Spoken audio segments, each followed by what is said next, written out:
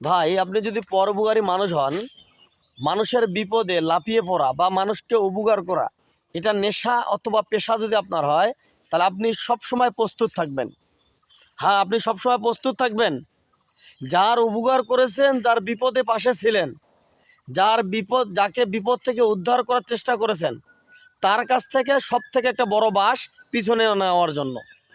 শুধু বাঁশ নিবেন না, বাগানের মধ্যে সব থেকে কঞ্চাওয়ালা অঝারা সব থেকে বড় বাঁশ যেটা, ওটা নেওয়ার জন্য প্রস্তুত থাকবেন।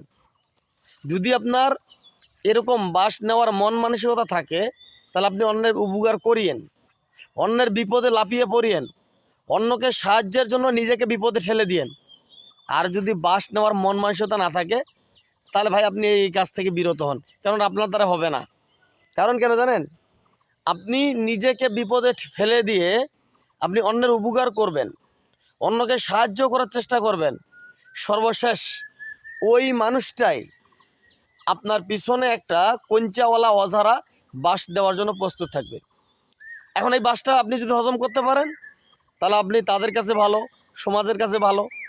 আর যদি হজম করতে না পারেন, তাহলে ওই যে বাঁশটা দিবে, এই বাঁশটার কারণে তাদের কাছেও আপনি খারাপ হবেন, সমাজের কাছেও খারাপ হবেন। এই জন্য ভাই বাঁশ হজম করতে পারলে উপকার করিয়েন, নাহলে আপনি এখান থেকে ফিরে আসেন, আপনাকে উপকার করার দরকার নাই।